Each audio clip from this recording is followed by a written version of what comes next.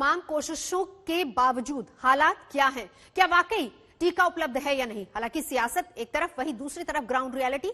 तमाम संवाद आपको बताएंगे। मुस्तफा शेख मुंबई से, दिल्ली से कुमार कुणाल मेरे साथ मौजूद हैं, साथ ही साथ सुशांत आपके पास भी आऊंगी क्योंकि ग्राउंड रियलिटी तस्वीरें आप हमें दिखाएगा। पहले कुणाल, ये बताइए कि सियासत एक तरफ है, लेकिन अब ग्लोबल टेंडर की बात, जिसको लेकर केजरीवाल पहले ही कह चुके हैं कि केंद्र सरकार ने हमें ग्लोबल मार्केट में लड़ने के लिए छोड़ दिया है। इस बीच सबसे बड़ी बात यह है कि बहुत ज्यादा कंपनियां सामने नहीं आ रही हैं। क्या पॉसिबल हो पाएगा कि ग्लोबल टेंडर के जरिए हिंदुस्तान में पर्याप्त मात्रा में वैक्सीन उपलब्ध हो पाए? देखिए, दो बातें हैं इसको लेकर के। एक तो सबसे बड़ी बात है कि जो केंद्र सरकार का दावा है वो दावा अपनी जगह है कि किस तरीके से करोड़ों, यानी या यूं कहें सैकड़ों करोड़, लगभग 2 बिलियन से ज्यादा जो वैक्सीन है उसकी उपलब्धता कराने पर पूरी तरह से आश्वस्त दिख रही है केंद्र सरकार। लेकिन दूसरी तरफ अगर अब राज्य सरकारों की बात कहें जिन्हें ग्लोबल टेंडर करने के लिए छोड़ा गया है, वो अलग कहानी बयां करती हैं।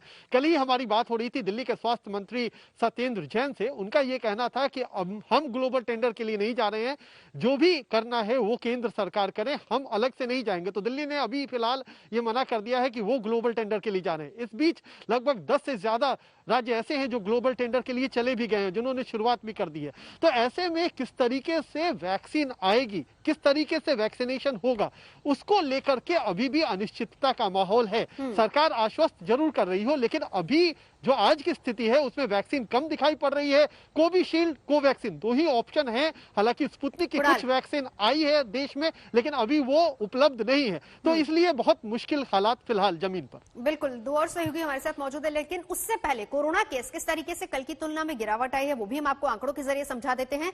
स्वास्थ्य मंत्रालय ने जो आज कोरोना के ताजा आंकड़े जारी किए हैं उनमें देखिए मामलों में हल्की गिरावट जरूर देखी जा रही है। 3,43,144 नए मामले और मौत का आंकड़ा 4,000 कम हुआ है। वहीं अगर इसको कल की तुलना में देखा जाए तो 3,63,144 केसेस थे, लेकिन आज थोड़े कम हुए हैं। 3,44,776 मामले सामने आए हैं।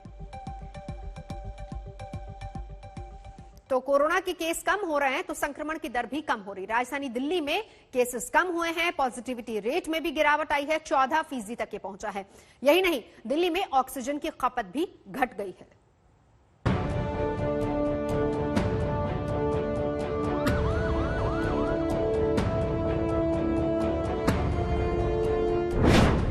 दिल्ली में नए केस घट गए, पॉजिटिविटी रेट घट गया,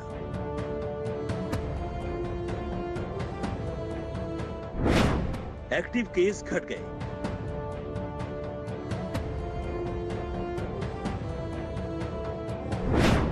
ऑक्सीजन की खपत घट गई।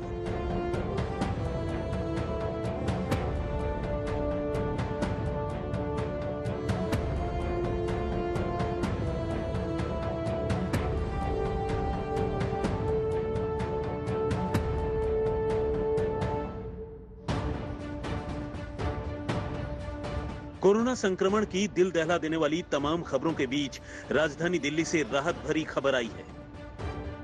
अब इसे लॉकडाउन का असर कहें या कुछ और, दिल्ली में कोरोना संक्रमण की रफ्तार नीचे आ गई है। सबसे राहत की खबर यह है कि दिल्ली में पॉजिटिविटी रेट भी तेजी से कम हो रहा है।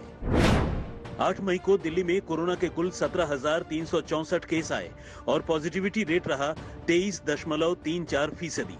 9 मई को दिल्ली में कोरोना के कुल 13,336 केस आए और पॉजिटिविटी रेट घटकर 21.67% हो गया।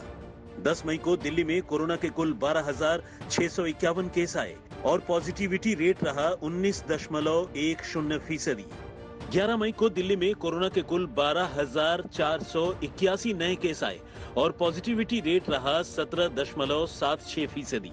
12 मई को दिल्ली में कोरोना के कुल 10,489 केस आए और पॉजिटिविटी रेट घटकर 14% रह गया।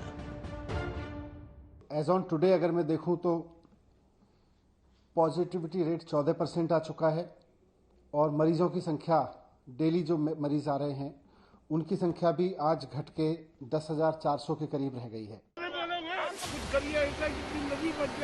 या फिर खत्म कर दिया जहर देकर इंजेक्शन। कहाँ से लाए हम ऑक्सीजन?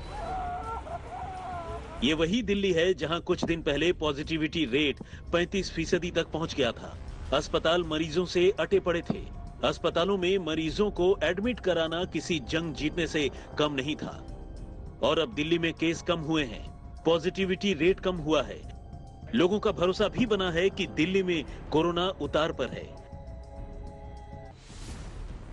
दिल्ली में कोरोना अभी न तो गया है और न ही इसका खतरा कम हुआ है, लेकिन इन सब के बीच अच्छी खबर यह है कि कोरोना संक्रमण की रफ्तार कम हो गई है। रोजाना अस्पताल में भर्ती होने वालों से ज्यादा तादाद उनकी है जो अस्पताल से ठीक होकर घर जा रहे हैं। एक्टिव केस भी लगातार कम हो रहे हैं।